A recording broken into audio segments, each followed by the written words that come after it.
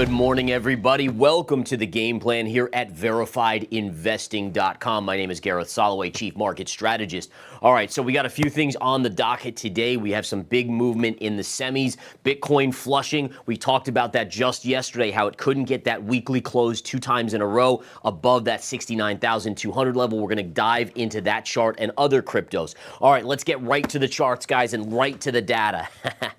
So right in we go here as we go in. Couple big things for the day, guys. So this is the kicker. What we're seeing is NVIDIA's presentation, and I talked about this in yesterday's game plan. Their presentation had to give more than what investors were already expecting, because there's a reason why the stock has been so high. People are expecting these miracles, essentially just new incredible technology. And they did announce a new technological innovation, a new chip. But again, the kicker is everyone knew about that. And so what happens is, just like with Bitcoin, where the ETF was going to get approved and price ran up into it, there's kind of this letdown effect afterwards. This is human psychology 101, where afterwards people are like, oh, okay, well now they've said it.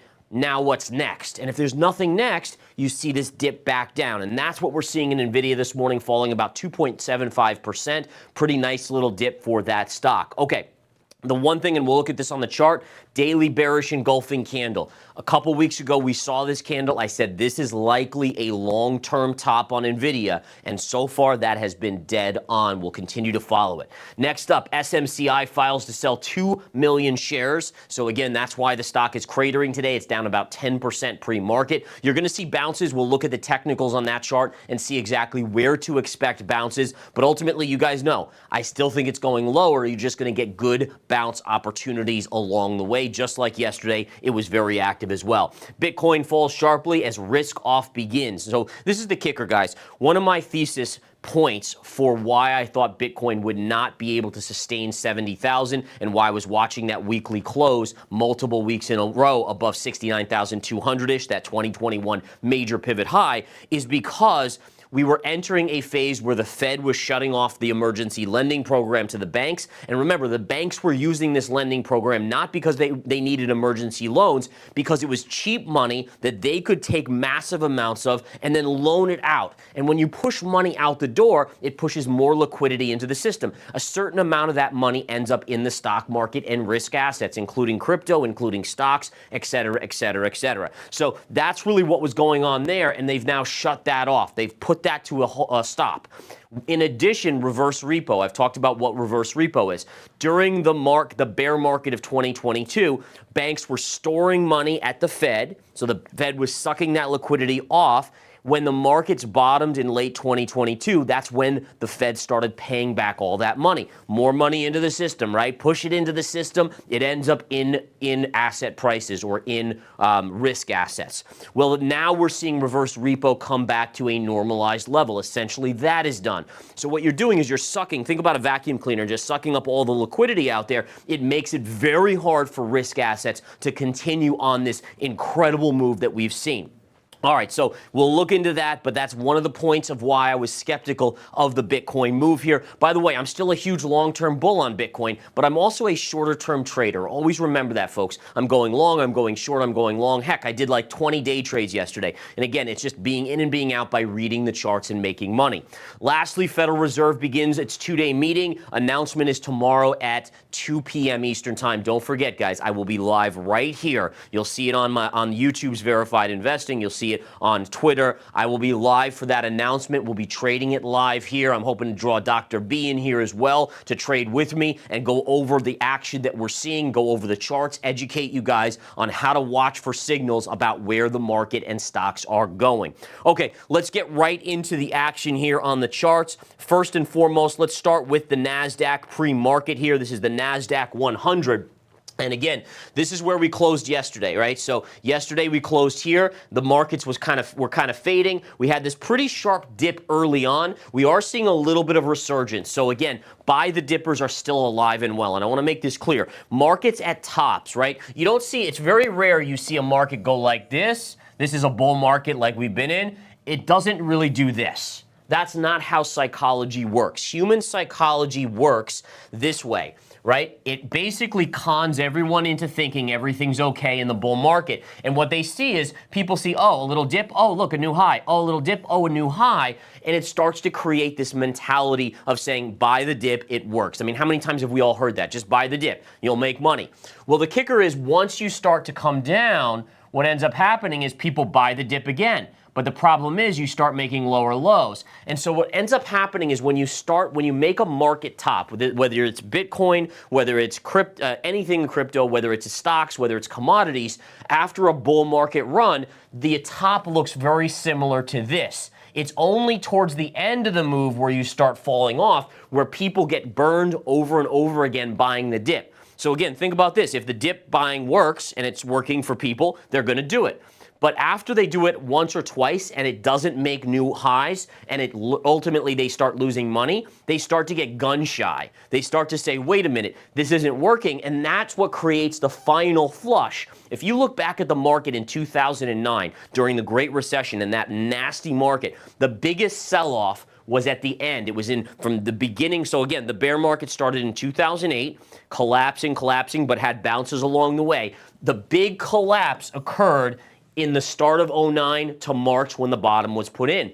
Because that was where people just threw up their hands in the air and said, oh my gosh, this isn't working. I'm just throwing in the towel on everything. That's how bottoms are created. So always remember that, folks, is that early on when a bull market changes to a bearish move, the buy the dippers will give you bounces to play. It's at the end when you see the panic, when the blood is in the streets, as the Wall Street term goes, that's when you're a buyer. In any case, we're getting a little bounce here in the NASDAQ 100. Just flipping back to the daily chart of the NASDAQ here, guys. I hope you guys have really been learning the confirmation signal because it has literally played out perfectly in this chart. And what I mean by that again is we didn't confirm. Here's where we confirmed, retrace to the scene of the crime, and now we're trading down here again, and you can see us starting to roll over. Now again, just remember, you're going to get bounces. Like here's a big gap fill right here.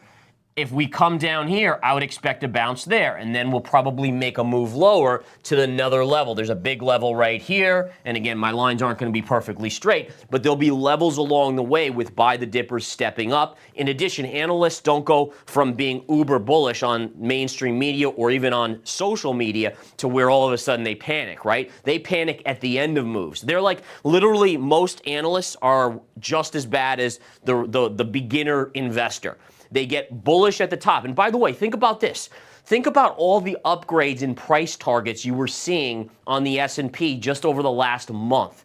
All right, think about that. I remember just reading one a week or two ago. In fact, SocGen. Remember SocGen? And I even brought it up in this game plan saying, guys, this almost seems like it's a way for them to coax more buyers in so they have exit liquidity for exiting those trades. All right, it's either that or they're just basically as bad as John Q. Public at trading out there.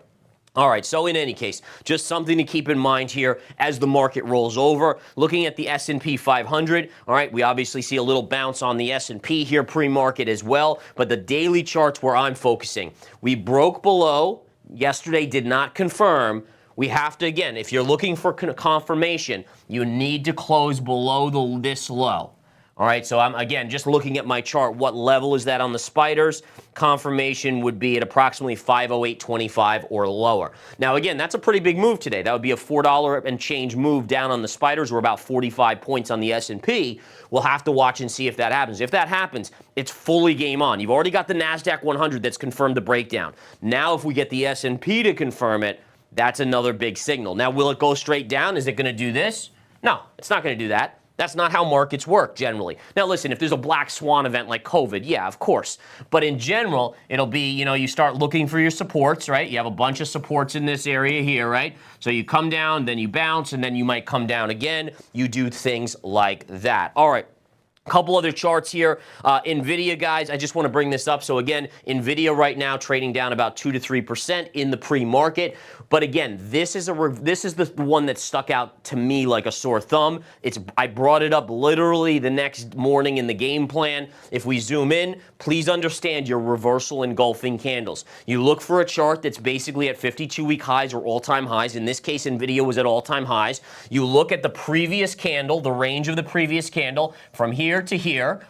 The engulfing candle has to open above the high of the previous candle. It did. And it has to close below, and it has to have significant volume, which I don't have the volume on here, but needless to say, it was significant volume. That is a signal.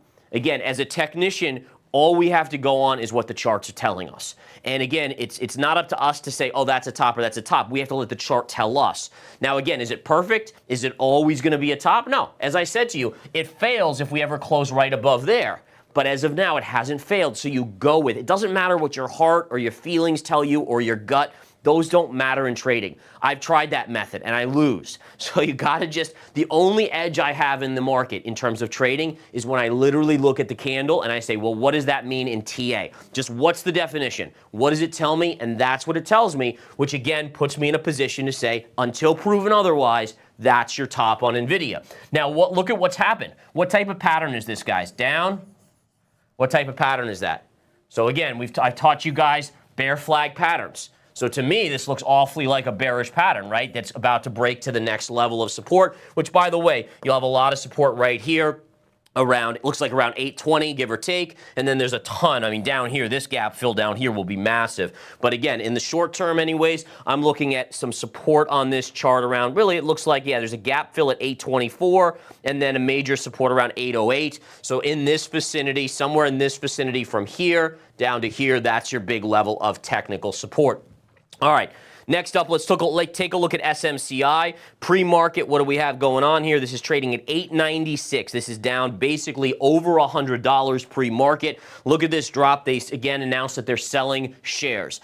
When a company sells shares, it's basically, number one, they know their stock is overvalued. Number two, they know that this is the opportune time where they have to raise capital if they're going to grow in the future. Selling shares isn't necessarily a bad thing long term because they're going to get capital that they can grow with. But in the short term, it dilutes shareholders, right? They're basically dumping 2 more million shares on the open market. Now, listen, 2 million shares isn't that much, but still, it's enough that when you have a stock like this, it's going to drive it lower. It's dilutive to shareholders. So the question then becomes, well, where does this have technical support?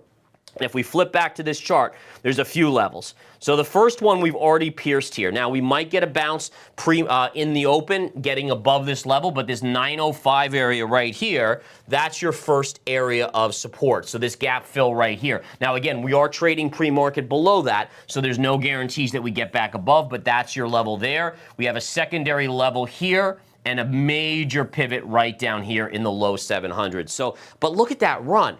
I mean, again, let's just do a Fibonacci retrace. Let's just see what the retrace on the fib tells us and see if it aligns. Now, remember what I've said to you guys is that we look for levels, so we want to align a level on the chart with another factor. And the Fibonacci can be useful. It's not always useful. Sometimes they don't align, but you're looking to see if it does align. So I'm going to take the first initial move here, drag the fibs all the way up, and we look for where that next level is. Interestingly enough, pre-market, we're around 895. Look at where the 382 Fibonacci retrace is right now. Here's your 382. It's literally maybe at 890 to 895 right there. That is interesting, all right? That could tell us that we're kind of going to get a bounce at the open today. Don't know, but we'll watch to see. Secondarily, your 50% retrace is very close to this gap fill here, and here's your 618. 618 has a little bit of support right there. But again, these again would be generally where you're going to be looking for technical supports in those vicinities. All right, next up, guys, let's continue on through here. I did want to show Google yesterday. Remember, Google, potentially Apple was going to use their AI, their Gemini AI system for their phones. Look at what Google did yesterday. I love this because it's an example of the power of gap fills. Here's a gap fill. We had a gap here, and then we opened all the way down here. I believe this was the earnings drop that they experienced or something like that. All right, so then the stock rallied back up. It never filled this gap. Price never got back there until yesterday. Where was the top on Google?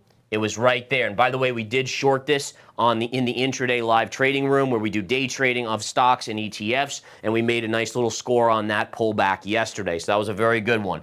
All right, now where's the next gap? There's another gap right down here, right? From the other day, or just from the previous day to yesterday, from Friday, that would be your general support level right around 142. Again, I don't know if it'll get there today, but if it does fall into that level, on a technical day trade level, that could be a level to watch. All right, guys, wow, just so much going on here.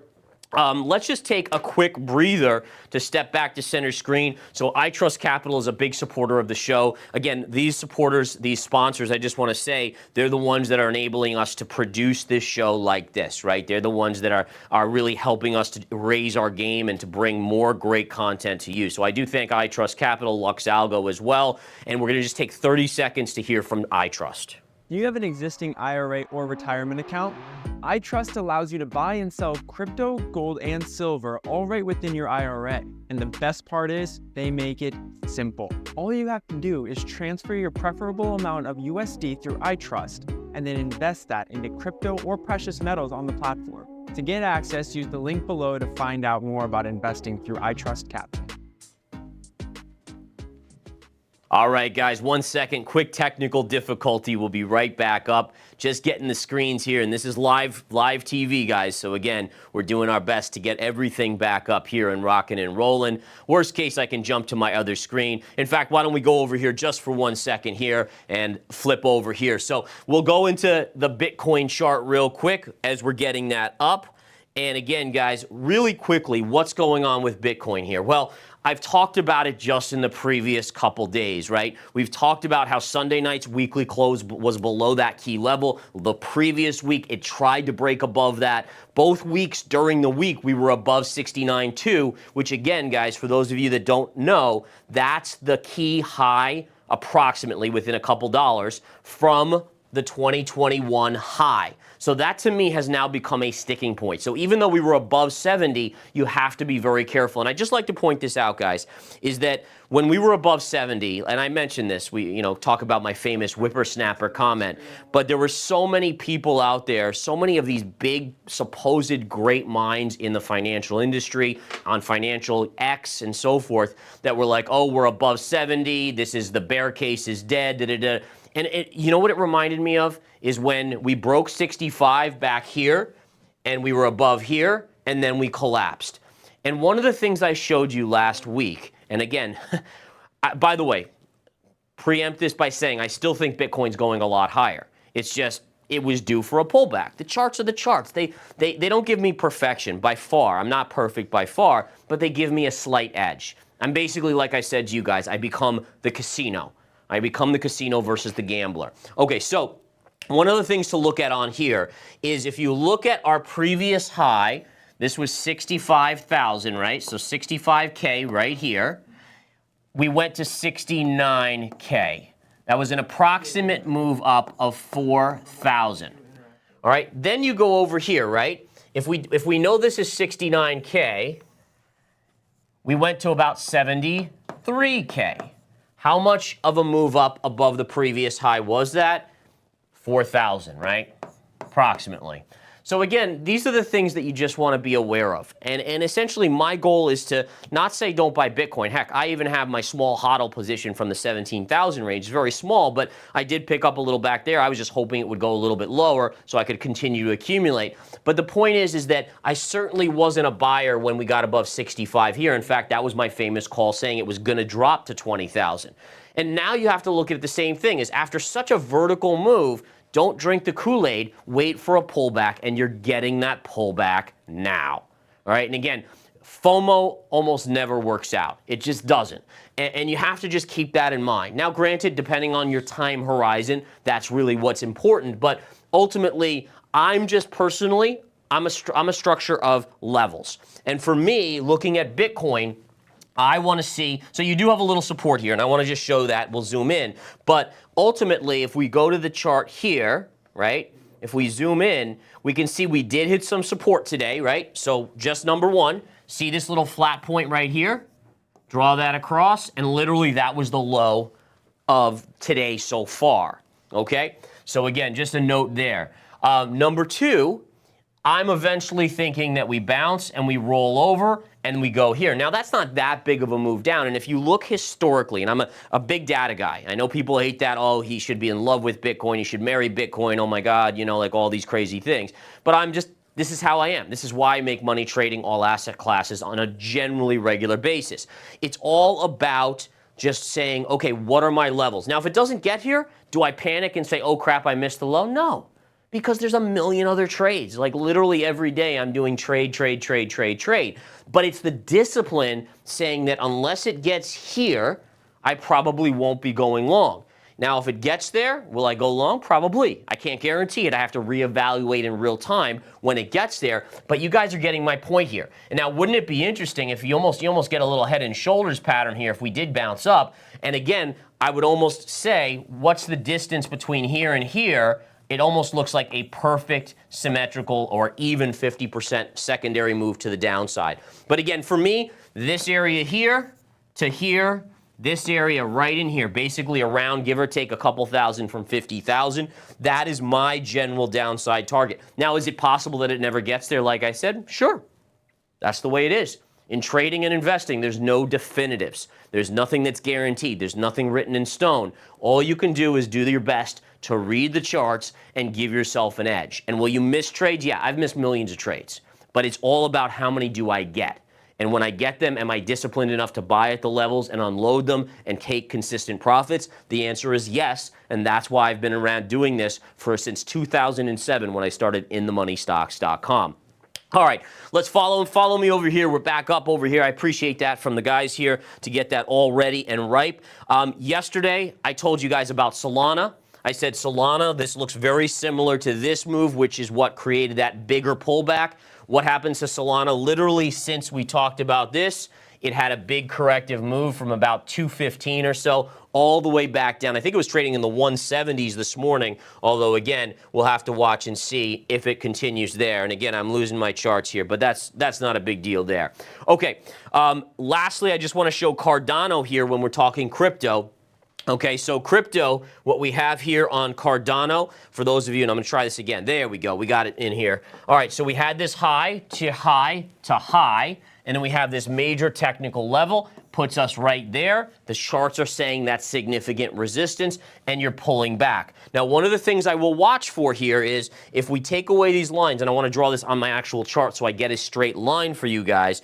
We take this low, we drag it right up here, and you're basically coming into some pretty significant support on Cardano by, again, using this low to this low to this low, and look at how close we got right to that trend line. Now, again, if that trend line breaks, that's a problem. But as of now, that is support. And remember, just like with the reversal engulfing candle, you trust the line until proven otherwise. So again, remember the reversal engulfing candle on NVIDIA. We trust it that that's a pivot top until proven otherwise. With a support line, this is support until it's broken. Once it's broken, you say, okay, well, now I have a factual information that it's been broken. Now it can go lower. But again, you want to trust those levels until it tells you not to, essentially. Looking at gold real quick, guys. Gold, again, basically just consolidating. To me, I mentioned this yesterday. It hasn't done a whole lot since. I think it's waiting on the Fed. To me, it looks very similar to a flag pattern. Okay? Next up, let's continue through. So silver, remember I said silver was borderline breaking out, but I did not have it as a breakout just yet.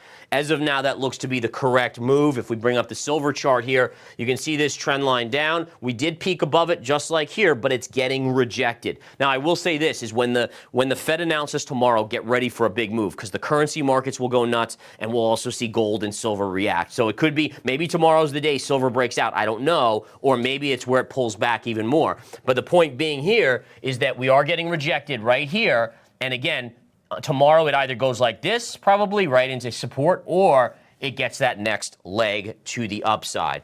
Okay, next up, let's talk about oil. Then we'll touch on natural gas. Oil, guys, I've been dead on this. If there's a call that I've been nailing, it was talking about the potential breakout here. We saw it not confirm, not confirm. Once it confirmed, now it's on its merry march. Right now, we're trading at $82.30. I've been steadfast saying that this is your target zone right up here at around the 85 level. So again, I'd still be looking for 85 here on the charts. And again, I think that could hit really this week even. And again, it's not $2.70, 65 cents is not a long way to go.